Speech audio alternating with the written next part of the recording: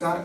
आज भूमी फाउंडेशन महाराष्ट्र राज्य सामाजिक संस्थेचा निवासी प्रकल्प वाघोली पुणे येथील आज त्या कन्यांचा कृषक कन्यांचा आजचा हा पहिला पेपर आहे आणि आज पहिल्या पेपरच्या निमित्ताने सगळ्यांना खूप खूप शुभेच्छा.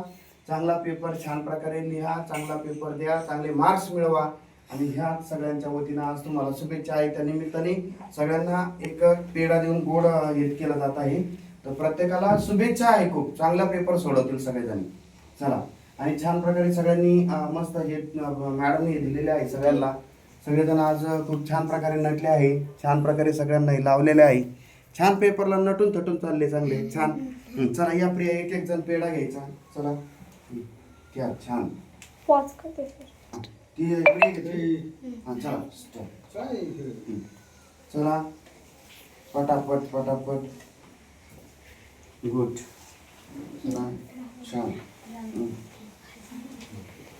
चला किती द्यायचे? 5 का? चला पटापट पटापट. चांगला पेपर, सगळ्यांचे चांगले मार्क्स हे आले पाहिजे.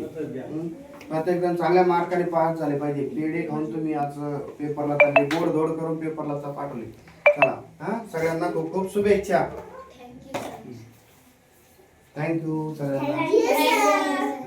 सगळ्यांकडे करा, इकडे थँक्यू. चला छान शुभेच्छा.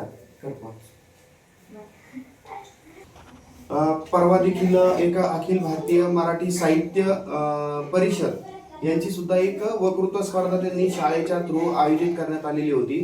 तर त्या वक्तृत्व स्पर्धेत सुद्धा म्हणजे शीतल हिचा सुद्धा 3रा नंबर आलेला आहे. त्यामुळे तिचे सुद्धा खूप खूप मनापासून अभिनंदन. 3रा नंबर हा वक्तृत्व स्पर्धेत तिने घेतला थोड्या याच्यावरून, कारण तिचा टायमिंग फक्त चेंज झाला. कारण 3 मिनिटाचा वेळ होता, तर तो 3 मिनिटाच्या आतच तिनं तिचं भाषण संपवलं. त्यामुळं कदाचित तिचा तो नंबर हुकला असावा असं तिच्या शिक्षकांचं पण म्हणणं आहे. तर तो वेळ बरोबर तिनं कव्हर करणं गरजेचं होतं. थोडंसं तिच्याकडनं ती मिस्टेक झाली, परंतु तरी देखील तिनं 3रा नंबर पटकावलेला आहे. आता पुढच्या वेळेस पहिला नंबर पटकावला पाहिजे आणि या निमित्ताने तुला खूप खूप तुझं अभिनंदन. आणि छान प्रकारे सगळ्यांनी हे करा, सगळ्यांना पेढे देण्यात आले आणि तुझंही सुद्धा अभिनंदन. छान.